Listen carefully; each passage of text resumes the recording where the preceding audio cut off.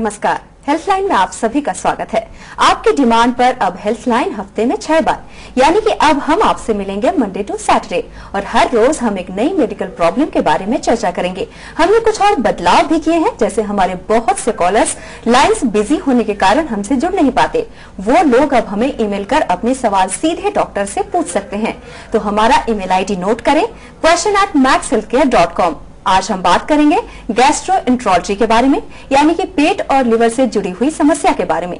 हमारी sedentary lifestyle और स्वास्थ्य के प्रति लापरवाही की वजह से हमें कई बीमारियों के शिकार हो रहे हैं, जिनमें से पेट और लिवर की समस्या लोगों में काफी आम है। लेकिन इन समस्याओं को हल्के में लेने की भूल बिल्कुल ना करें, क्योंकि यही छोटी छोटी समस्याएं एक बड़ी बीमारी का रूप ले लेती है, जो आपके स्वास्थ्य के लिए काफी खतरनाक है। अब सवाल ये उठता है कि पेट और लिवर से जुड़ी हुई समस्याएं क्या हो सकती हैं और इस दौरान हमें किन परेशानियों का सामना करना पड़ सकता है।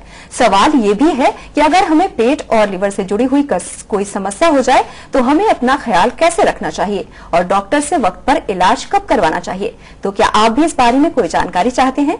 अगर हाँ, तो देर किस बात की, बिना देर किए तुरंत फोन उठाएं और नंबर मिलाएं 01725043 01725043 ये नंबर आप अपनी टीवी स्क्रीन पर भी देख सकते हैं। पेट और लिवर की समस्याओं के बारे में आज आपके सवालों का जवाब देने के लिए हमारे स्टूडियो में मौजूद हैं मैक्स हॉस्पिटल मोहाली से गैस्ट्रोएंट्रोलॉजी के कंसल्टेंट डॉक्टर गौरव टीडी। डॉक्टर गौरव, हमारे स्टूडियो में आपका स्वागत है। धन्यवाद। सबसे पहले हमें और हमारे दर्शकों को ये बताइए कि गैस्ट्रोएंट्रोलॉजी से जुड़े हुए कौन कौन से ऑर्गन हैं और इससे जुड़ी हुई क्या क्या समस्याएं होती हैं? गैस्ट्रोएंट्रोलॉजी में बेसिकली मुंह से लेके नीचे तक बहुत सभी ऑर्गन्स आते हैं, जिसमें मुंह से शुरू होके फूड पाइप, स्टमक यानी कि पेट, छोटी आंत, बड़ी आंत और एनस। इसमें साथ ही में और ऑर्गन्स भी हैं, जैसे कि पैनक्रियाज और लिवर। तो ये सब ऑर्गन्स इसमें आते हैं। तो इन ऑर्गन से रिलेटेड कुछ भी प्रॉब्लम हो तो उसकी समस्याएं पेशेंट को हो सकती हैं। जैसे कि फूड पाइप में अगर प्रॉब्लम है तो उसको निगलने में मुश्किल हो सकती है, खाना अटक सकता है। पेट में अगर प्रॉब्लम है तो उसको पेट दर्द हो सकती है, पेट फूल सकता है, फिर दर्द, खाना अटक सकता है। आंत में प्रॉब्लम हो तो इंटेस्टाइनल ऑब्स्ट्रक्शन हो सकती है। इसी तरह अगर पैनक्रियाज में सूजन है तो उसकी प्रॉब्लम और तरह की होती है, जिस तरह से उसमें पेट में दर्द या पेट में सूजन या फिर सारे शरीर की इन्वॉल्वमेंट भी हो सकती है उसमें।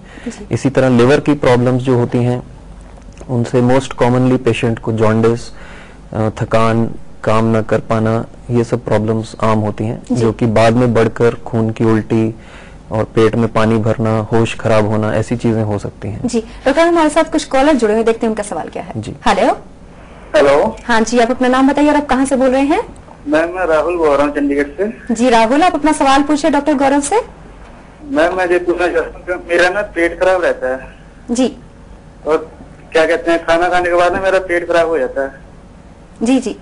हाँ जी, यही पूछना चाहता हूँ। हाँ जी, देखिए ऐसा है, अगर आपका खाना खाने के एकदम बाद से पेट खराब होता है, यानी कि खाने के एकदम बाद दस्त आता है, यही पूछना चाहते हैं आप? हाँ जी, सही। हाँ जी, तो इसका मोस्ट लाइकली इसको हम बोलते हैं आपका गैस्ट्रोकोलिक रिफ्लेक्स जो है वो बढ़ गया है।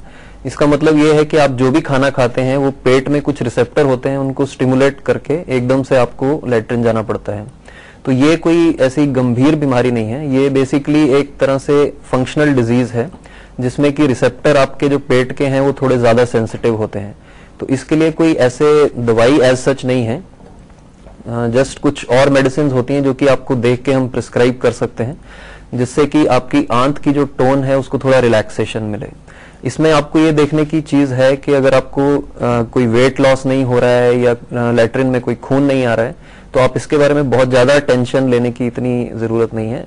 फिर भी इसके बारे में अगर कुछ और प्रॉब्लम है तो आप एक बार जरूर कंसल्ट करें, और कुछ अंडरलाइंग डिजीज हो तो हम आपको इस बारे में बता सकते हैं। जी राहुल, आपका कॉल करने के लिए धन्यवाद। डॉक्टर, आजकल इंडाइजेशन की भी समस्या काफी आम है, लोगों में बहुत ज्यादा प्रॉब्लम हो रही है, समर है, गर्मी है, तो इसकी क्या वजह है और क्यों होता है ये? इंडाइजेशन, जैसा कि आप कहना चाहते हैं कि खाने से रिलेटेड प्रॉब्लम्स हैं, जैसे कि खाने के बाद पेट फूलना या गैस्ट्रिक होना या एसिडिटी होना, या जैसे अभी इन्होंने पूछा था कि एकदम से दस्त आना, तो ये सब बीमारियां हालांकि समर में जो हैं वो प्रॉब्लम्स होती हैं, वो खाने की प्रॉब्लम की वजह से रिलेटेड होती हैं कि खाना ठीक ना हो या उसमें कुछ गंदगी हो, ऐसा हो सकता है। लेकिन ये इंडाइजेशन की प्रॉब्लम तो ये साल भर देखने में आती है। जी जी। तो इसकी भी जो मोस्ट कॉमन रीजन होते हैं ये फिर से फंक्शनल बाउल डिजीज जिसको हम कहते हैं उसके अंडर आता है। उसमें ऐसे कोई अगर हम बहुत सारे टेस्ट करें तो ऐसा कुछ पक्की बीमारी उसमें नहीं मिलती है, लेकिन बेसिकली जो प्रॉब्लम होती है वो इंटेस्टाइन की मोटिलिटी में देखी गई है। जी जी। कि जो भी खाना खाते हैं उसकी मूवमेंट, खाने की मूवमेंट या तो स्लो होती है या फिर बहुत ज्यादा होती है। जी। तो उससे रिलेटेड जो भी रिसेप्टर्स हैं वो स्टिमुलेट होके जहां पे भी वो खाना अटकता है या फास्ट मूव करता है तो उससे पेट में फुलाव, गैस बनना या डायरिया, ये सब प्रॉब्लम्स हो सकते हैं। डॉक्टर गौरव, हमारे साथ कुछ कॉलर जुड़े हुए, देखते हैं उनका सवाल क्या है। हेलो। हाँ जी। हाँ जी, आप अपना नाम बताइए और आप कहाँ से बोल रहे हैं? हाँ जी, जुल्फकार बोल रहा हूँ जी, खरग से। जी जी जी, आप अपना सवाल पूछिए डॉक्टर गौरव से। हाँ जी डॉक्टर साहब, मेरे पेट में पेन रहती है जी।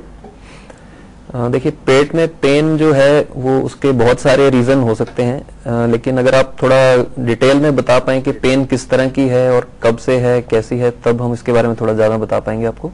हाँ जी, खाने के बाद होती है जी, जब कुछ खा लेता हूँ या पी लेता हूँ उसके बाद होती है, और मुझे मतलब उसके बाद ही होती है जी पेन। हाँ, खाने के बाद अगर आपको पेन होती है तो इसमें दो तीन चीजें देखने की जरूरत पड़ती है कि ये प्रॉब्लम जो है आपको वो गैस्ट्राइटिस की वजह से हो सकती है या पेट में कोई अल्सर हो उसकी वजह से हो सकती है, या फिर ऐसा जरूरी नहीं है कि ये दोनों चीजें हो। आंत या पेट में कोई फंक्शनल बाउल डिजीज हो उसमें भी ऐसी प्रॉब्लम हो सकती है। लेकिन इसके बारे में आपको ये देखना है कि कोई वेट लॉस अगर नहीं हो रहा है या खून की उल्टी नहीं है तो इसके बारे में इतनी प्रॉब्लम नहीं है। लेकिन अगर ये सब प्रॉब्लम्स हैं तो एक बार आप डिटेल में आपको एग्जामिन करके हम आगे बता सकते हैं कि इसमें और कुछ करने की जरूरत है या नहीं। जी जुल्फिकार जी, आपका कॉल करने के लिए धन्यवाद। डॉक्टर, एक और कॉलर है, देखते हैं उनकी समस्या क्या है। हेलो। हेलो। हाँ जी, आप अपना नाम बताइए और आप कहाँ से बोल रहे हैं? मैं विजय बोल रहा हूँ, रोहतक हरियाणा से। जी विजय, आप अपना सवाल पूछिए डॉक्टर गौरव से। हाँ जी, डॉक्टर से बात कर रही है। हाँ जी, बोलिए। Sir good afternoon. Good afternoon. Sir ऐसा है, मैं खाना खाने के बाद जैसे ही सोता हूँ ना तो खाने के कुछ अंश है ना गले में आ जाते हैं। तो एक्चुअली वो उसके बाद फिर एबनॉर्मलिटी जैसे कि वॉमिटिंग होने के बाद जो पैसेज आते हैं ना खाने के वो हो जाते हैं और मेरे को नींद आ जाती है। अच्छा अच्छा, तो ये जो आपकी प्रॉब्लम है ये इसको गैस्ट्रोइसोफेजियल रिफ्लक्स कहते हैं। इसमें बेसिकली ये होता है कि जो खाने की फूड पाइप होती है और पेट होता है उसके बीच का स्फिंक्टर थोड़ा लूज होता है। उसमें एक वेल्व की तरह एक स्फिंक्टर होता है जो कि थोड़ा लूज हो जाता है। तो आप जो भी खाना खाते हैं वो पेट में ना रहने के अलावा ऊपर की तरफ को आ जाता है। तो इस प्रॉब्लम के लिए आपको एक बार देखने की जरूरत पड़ेगी कि वो जो स्फिंक्टर है वो किस वजह से लूज है। वो सिर्फ दवाइयों से ही ठीक हो सकता है या कुछ और करने की जरूरत है। तो एक बार आप अगर दिखाएं तो हम इसके बारे में डिटेल में आपको बता सकते हैं। जी विजय, आपका कॉल करने के लिए धन्यवाद। डॉक्टर, पेट से जुड़ी समस्या के बारे में बातचीत हो रही है। गैस की समस्या काफी कॉमन है। जी जी। और काफी ज्यादा लोग इससे परेशान भी रहते हैं, तो इसकी क्या वजह है? अब गैस की समस्या वैसे आमतौर से लोगों में ये नोशन है कि गैस की समस्या खाने से रिलेटेड मोस्टली होती है। ऐसा कुछ हद तक ठीक भी है कि खाने में अनियमितता हो या खाना टाइम पे ना खाएं या और कुछ टाइप के खाने होते हैं उनसे गैस ज्यादा बनती है। लेकिन मोस्टली जो गैस की प्रॉब्लम होती है वो भी एक जो ब्रॉड कैटेगरी जैसे मैंने पहले बताया था फंक्शनल बाउल डिजीजेस की होती है, उसी के अंदर आती है। तो इसमें एज सच कोई स्ट्रक्चरल या मतलब ऐसे कोई ऑर्गेनिक डिजीज नहीं होता है अंदर जिसको हम डिटेक्ट कर पाते हैं। मोस्टली ये मोटिलिटी की ही प्रॉब्लम होती है आंत में, जिससे कि खाने की मूवमेंट कई जगह पे स्लो होती है, तो उससे खाना ठीक से डाइजेस्ट नहीं होता, तो वो उससे गैस की फीलिंग होती है। जी। तो ये मोस्ट कॉमन कॉज होता है मोस्टली। तो इससे बचने के लिए क्या करना चाहिए और आप इसका ट्रीटमेंट कैसे करते हैं? जैसे कॉन्स्टिपेशन वगैरह भी ये सब बिल्कुल कॉमन है ये सारी समस्याएं, तो इसके लिए आप क्या करते हैं और किस तरह से ट्रीटमेंट करते हैं? जी, कॉन्स्टिपेशन और गैस के लिए बचने के लिए एक तो खाना नियमित समय से लें। खाने में अपने फाइबर थोड़ा इंक्रीज करें। फाइबर जैसे कि सैलेड्स होते हैं, हरी सब्जियां होती हैं, छिलके वाले फ्रूट्स जो होते हैं उनको वो सैलेड में आते हैं, वो ज्यादा लें और पानी ज्यादा लें। अपनी एक्टिविटी इंक्रीज करें। एरोबिक एक्टिविटी बेसिकली इसमें इंपॉर्टेंट होती है। एरोबिक जैसे कि वॉकिंग, स्विमिंग, साइकिलिंग, इन सब एक्टिविटीज से आपकी मूवमेंट जो है वो मसल की टोन भी बेटर रहती है और इंटेस्टाइन की मूवमेंट भी बेटर रहती है। तो कॉन्स्टिपेशन भी और गैस दोनों से आपको इम्प्रूवमेंट होने का ज्यादा चांस है। तो और कॉलर में देखते हैं उनका सवाल क्या है। हेलो। हेलो। हाँ जी, आप अपना नाम बताइए और आप कहाँ से बोल रहे हैं? मैं नितिन बोल रहा हूँ गुड़गांव से। जी नितिन, आप अपना सवाल पूछिए डॉक्टर गौरव से। हाँ डॉक्टर गौरव, गुड आफ्टरनून सर। हाँ जी, गुड आफ्टरनून। सर एक्चुअली मेरा छोटा सा सवाल है, मेरे को ना जैसे खाना खाने के बाद वॉमिटिंग होती है, हाँ जी। कई बार खाना बिना खाए भी वॉमिटिंग होती है, जैसे पित्त बहुत ज्यादा बनता है। हाँ हाँ। और उसके अलावा ना मेरे जैसे सिर में हैवीनेस, बॉडी पेन, हाँ जी, ये सब भी रहता है। मैंने अपना ऊपर का वो भी कराया था, एंडोस्कोपी। हाँ जी। तो उसमें मेरा ईसोफेगस रिफ्लेक्स निकला था। हाँ हाँ हाँ। लेकिन उसके बावजूद भी मेरे को बिना कुछ खाए भी कई बार वॉमिटिंग होती है और बड़ी अनइजीनेस बहुत मेरे को महसूस होती है। इसमें जो आपका गैस्ट्रोइसोफेजियल रिफ्लक्स है, हाँ जी उसके लिए, उसको कंट्रोल करने के लिए जो मेडिसिन होती हैं, हाँ जी। उनको एक्चुअली आपको लेने बहुत लंबे टाइम लेने से ही बहुत पूरी तरह से आराम हो पाता है। क्योंकि बहुत सारे लोग ऐसा करते हैं कि मेडिसिन शुरू करते हैं और फिर बीच में थोड़ा सा आराम आता है तो छोड़ देते हैं, तो एकदम छोड़ने से उनमें प्रॉब्लम आ सकती है। तो अगर एक्चुअली डेमोन्स्ट्रेटेड रिफ्लक्स है आपको एंडोस्कोपी पे, तो फिर वो मेडिसिन आपको थोड़े लंबे टाइम के लिए लेने की जरूरत पड़ेगी। उसके अलावा देखने की जरूरत है, मतलब वो एग्जामिन करके आपको देख सकते हैं कि कुछ और प्रॉब्लम ना हो उसमें, जिससे कि अंदर कोई रुकावट हो तो ये प्रॉब्लम हो सकती है।